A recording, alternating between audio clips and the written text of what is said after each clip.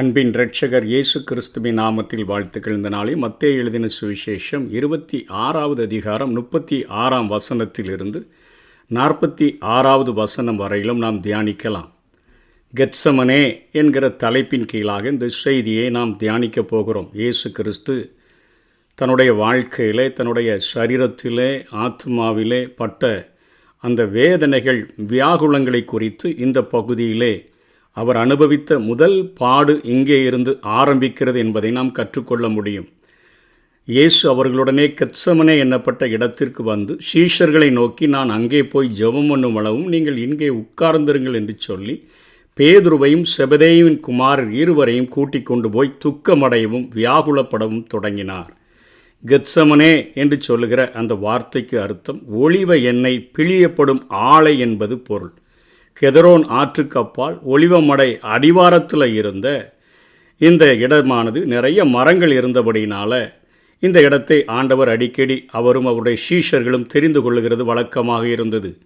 இந்த இடத்துல ஆண்டவர் எல்லா சீஷர்களையும் கூட்டிக் கொண்டு போய் கொஞ்சம் வேற உட்கார வைத்துவிட்டு பேதுருவையும் செபதேயின் குமாரன் இருவர் என்று சொன்னால் மத்தேயு 4:21 பார்க்கிறோமே, யாக்கோபையும் யோவானையும் கூட்டிக் கொண்டு அவர் அப்படியே ஜெபிக்கும்படியாக அவர் கடந்து செல்லுகிறதை பார்க்கிறோம். 38வது வசனத்தில் சொல்லுகிறார், என் ஆத்துமா மரணத்திற்கு ஏதுவான துக்கம் கொண்டிருக்கிறது என்று சொல்லி ஆண்டவர் சொல்லுகிறதை பார்க்கிறோம்.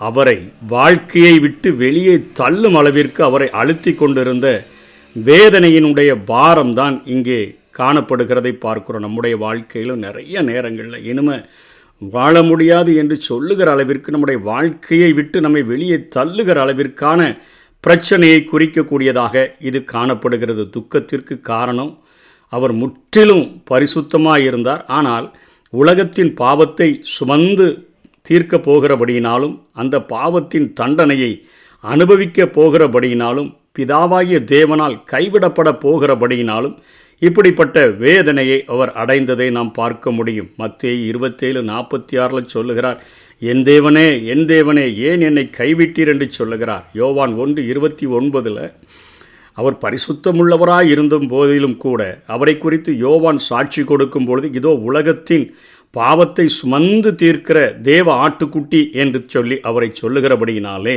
அந்த காரியத்தையும் 2 கொரிந்தியர் 5:21 பார்க்கிறோம். நாம் அவருக்குள் தேவனுடைய நீதியாகும்படிக்கு பாவமறியாத அவரை நமக்காக பாவமாக்கினார். உலகத்தின் அத்தனை பாவங்களையும் தன்மேல் சுமக்க வேண்டியதாக இருந்தபடியினால் பிதாவினுடைய அந்த அவருடைய பிரசன்னத்தை விட்டு பிரிய வேண்டிய சூழ்நிலை வருகிறபடியினால் ஆண்டவர் இப்படிப்பட்ட வார்த்தைகளை சொல்லுகிறார்.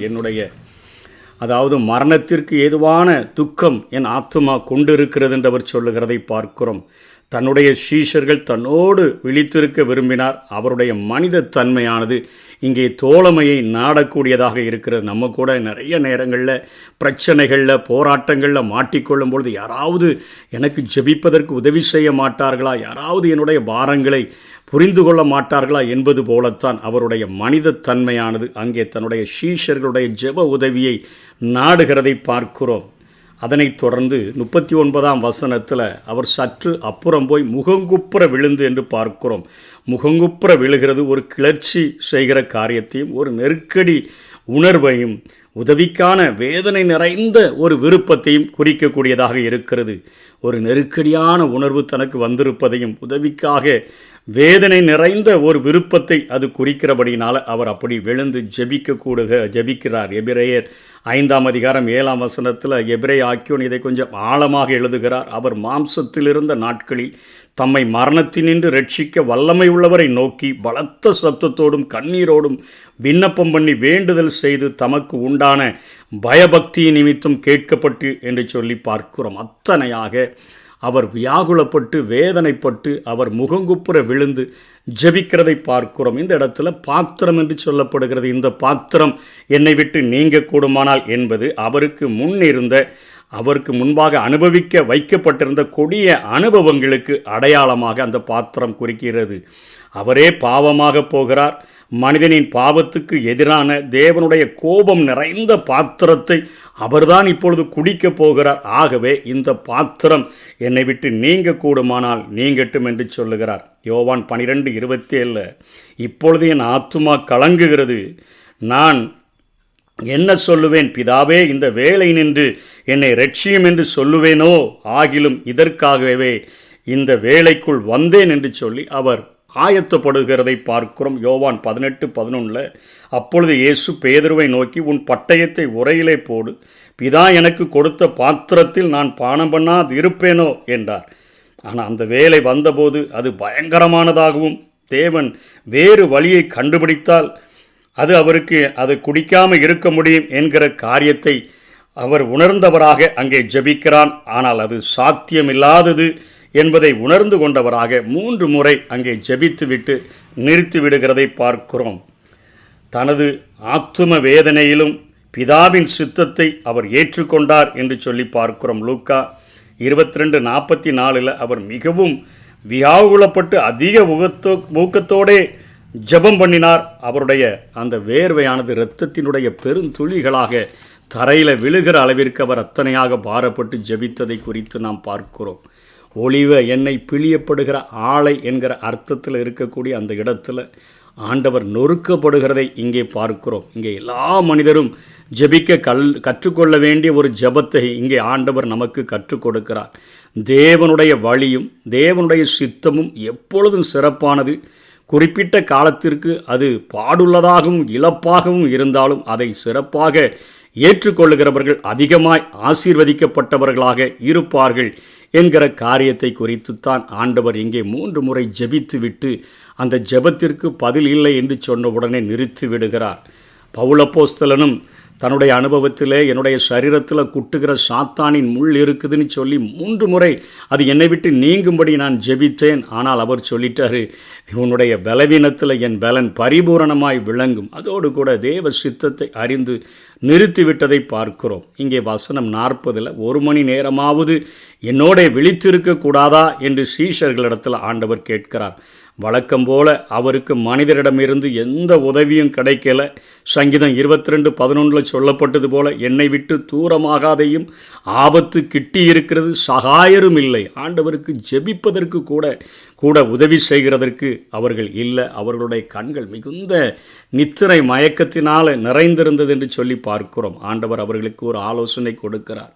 26ஆம் அதிகாரம் 41ஆம் வசனத்தில் விழித்திருந்து ஜெபம் பண்ணுங்கள் என்று சொல்லுகிறார். ஆவி உற்சாகம் உள்ளதுதான், மாம்சமோ பலவீனம் உள்ளது என்றார். சோதனை நேரத்தில் நமது சரீரம் நமக்கு ஒருபோதும் கை கொடுக்கிறதில்லை.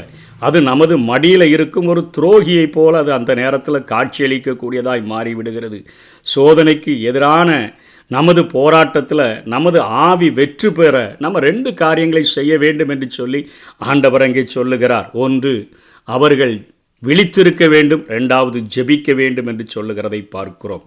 எபேசியர் 6ஆம் அதிகாரம் 10ஆம் வசனம், 11ஆம் வசனம், 18ஆம் வசனத்தில் கடைசியாக, என் சகோதரரே, கர்த்தரிலும் அவருடைய சத்துவத்தின் வல்லமையிலும் பலப்படுங்கள். நீங்கள் பிசாசின் தந்திரங்களோடு எதிர்த்து நிற்க திராணி உள்ளவர்கள் ஆகும்படி தேவனுடைய சர்வாயுத வர்க்கத்தையும் தரித்து கொள்ளுங்கள். 18ஆம் வசனத்தில், எந்த சமயத்திலும் சகலவிதமான வேண்டுதலோடும் விண்ணப்பத்தோடும் ஆவியிலே ஜெபம் பண்ணி அதன் பொருட்டு மிகுந்த மன உறுதியோடும் சகல பரிசுத்தவான்களுக்காகவும் பண்ணும் வேண்டுதலோடும் விழித்து கொண்டிருங்கள் என்று சொல்லி பவுலப்போஸ்தலன் அங்கே எழுதுகிறதை நாம் பார்க்கிறோம்.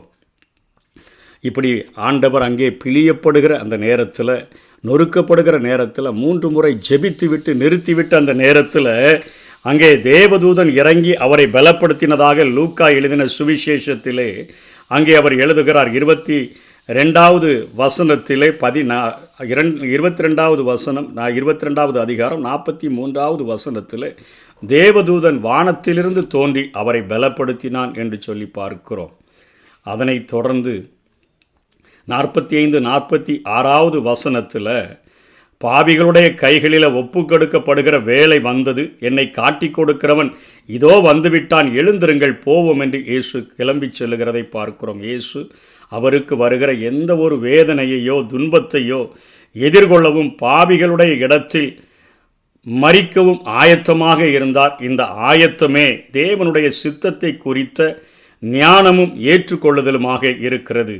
எனவே அவர் ஆபத்திலிருந்து தப்பித்து கொள்ளவோ வேதனை, துன்பம், மரணம் போன்றவற்றை தவிர்க்க விரும்புகிற மனித சுபாவத்தை திருப்திப்படுத்தவோ எந்த முயற்சியும் எடுக்கவில்லை என்கிற காரியத்தை நாம் இதிலிருந்து கற்றுக்கொள்ள முடியும். மனிதன்தான் வேதனைகள் தவிர்க்கப்பட்டால் நன்றாக இருக்கும், துன்பங்கள் மரணம் போன்றவைகள் எல்லாம் தவிர்க்கப்பட்டால் நல்லா இருக்கும்னு சொல்லி அவன் மனித சுபாவத்தை திருப்திப்படுத்த நினைக்கிறான். ஆண்டவரோ எந்த ஒரு மனித சுபாவத்தையும் திருப்திப்படுத்தாமல் முற்றிலுமாக தேவ சித்தத்துக்கு தன்னை ஒப்பு கொடுத்ததை பார்க்கிறோம். ஞானமும் தேவனுடைய சித்தத்தை ஏற்றுக்கொள்ளுதலும் எந்த மனிதனும் எந்த காரியத்தையும் எதிர்கொள்வதற்கு எடுக்கிற ஒரு மிக சிறந்த ஒரு ஆயத்தமாக இருக்கும். நமக்கு தேவ ஞானம் வேணும், தேவ சித்தத்தை ஏற்றுக்கொள்ளணும். அப்படி நம்ம எடுக்கிற அந்த முயற்சி தான் மிக சிறந்த ஆயத்தம் என்று நாம் வேதத்தில் இயேசுவின் வாழ்க்கையிலிருந்து கற்றுக்கொள்ள முடியும். தேவனுடைய சித்தம் எப்படி அறியப்படுகிறது? தேவனுடைய வார்த்தைகளை நாம் வாசிப்பதன் மூலமாகவும் கர்த்தராகிய இயேசு கிறிஸ்து செய்தது போல நம்மை முழுவதும் தேவனுடைய சித்தத்துக்கு ஒப்பு கொடுக்கிறதுமே நாம் தேவனுடைய காரியங்களை அறிந்து கொள்ள நமக்கு உதவுகிறது. ரோமர் 12ஆம் அதிகாரம் 1ஆம் வசனம் 2ஆம் வசனத்திலே பார்க்கிறோம். அப்படி இருக்க சகோதரரே என்று சொல்லி அங்கே பவுல் அப்போஸ்தலன் அங்கே ரோமாபுரிக்கு எழுதுகிறதை பார்க்கிறோம். என்ன செய்ய வேண்டும் என்று சொல்லுகிறார்? நீங்கள் உங்கள் சரீரங்களை பரிசுத்தமும் தேவனுக்கு பிரியமுமான ஜீவ பலியாக ஒப்பு கொடுக்க வேண்டுமென்று தேவனுடைய இரக்கங்களை முன்னிட்டு உங்களை வேண்டிக் கொள்ளுகிறேன். இதுவே நீங்கள் செய்யத்தக்க புத்தியுள்ள ஆராதனை. நீங்கள் இந்த பிரபஞ்சத்துக்கு ஒத்த வேஷம் தெரியாமல் தேவனுடைய நன்மையும் பிரியமும் பரிபூரணமான சித்தம் இன்னதென்று பகுத்தறியத்தக்கதாக உங்கள் மனம் புதிதாகிறதினாலே மறுரூபமாகுங்கள் என்று சொல்லி அங்கே பவுல் அப்போஸ்தலன் சொல்லிக் கொடுக்கிறதை பார்க்கிறோம்.